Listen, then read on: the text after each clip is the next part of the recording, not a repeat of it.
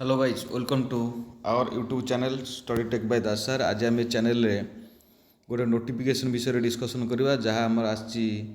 PG पिलांगर PG पिलांगर course work करने जहाँ Sam's website रे एडा उपलब्ध हम फॉर्म टी अप्लाई करने प्रति स्टेट पब्लिक यूनिवर्सिटी हो कि कॉलेज हो जेकोसी कॉलेज रे पीजी खोलाई कि आमर सबुतक यूनिवर्सिटी एट ए टाइम जो कॉमन एंट्रांसटा यहाँ हम जहाँ को सीपीईटी बोली कह जाए कॉमन पीजी एंट्रांस बोली यहाँ कहुच्छी जहाँ भी हो देखा यहाँ कौन तार वेबसाइटा ये अच्छी पिला माने यही वेबसाइट रे फॉर्म टी अप्लाई कर www.samodisha.gov.in है एथे तुम्हें फॉर्म टी अप्लाई कर तार सबमिशन डेटा हूँ आप 26 मार्च माने आज टुडे रे आज हम तार 26 मार्च रे सिलेक्शन प्रोसीजर आपणकर एसएसबी अंडर रे तार एग्जाम गुड़ाक हम है तार तुम देखा जे तुम्हें 26 मार्च रु एप्रिल 30 पर्यंत बा 11टा AM पर्यंत तुम्हें अप्लाई कर पारिबो। तार वेबसाइटा हूँ ये डाउनलोड करो तार वेबसाइटा ये वेबसाइट की जीव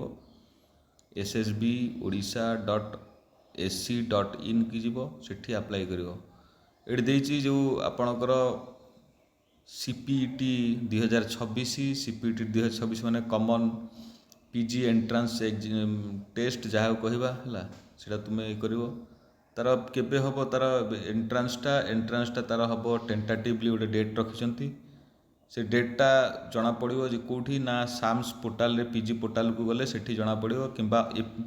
एसएसबी ऑफिशियल वेबसाइट गले सेठी जना पड़ो तुम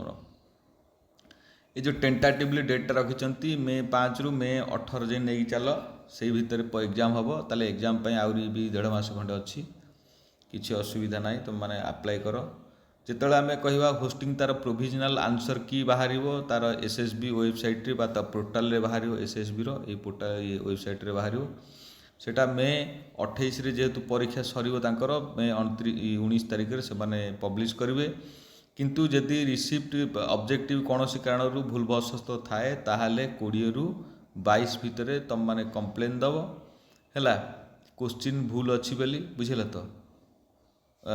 से जो क्वेश्चन भूल अच्छी बोली कंप्लेन दब तापे तुम्हें 200 टंका ये कर चालान काटा पड़ो जदि क्वेश्चन रंग थी ताहले से माने 200 टंका रिटर्न करेंगे नहले से 200 टंका तुम गला जदि भूल भाल कही ताले सबमिशन ऑफ फाइनल जिते तुम ये आंसर की आसो फाइनल आंसर कीटा आसो 26 तारिख रे आसो 26 मे रे आसो है ये है तार प्रोसीजर पिला माने तमें अधिक किसी जानापी से आमर वेबसाइट की जाए वेबसाइट जाए विजिट कर किंतु कथा है जेहेतु 26 मार्च रे तुम फॉर्म टी पब्लिक हो ये आज फॉर्म टी ऑनलाइन मोड रे अप्लाई हो तुम मैंने आज अप्लाई कर दियो 30 एप्रिल पर्यंत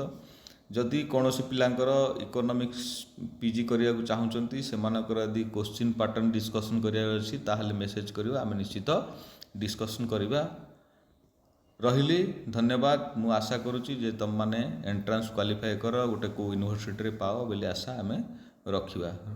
तुम ये चैनल सहित जोड़ी रही था चैनल सहित जोड़ी रही जेकोसी नोटिफिकेशन है कि आम पीजी एंट्रांस क्वेश्चन विषय डिस्कसन करवा है कि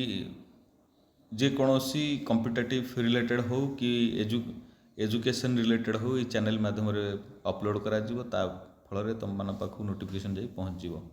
रही धन्यवाद थैंक यू चैनल सहित जोड़ी रही था।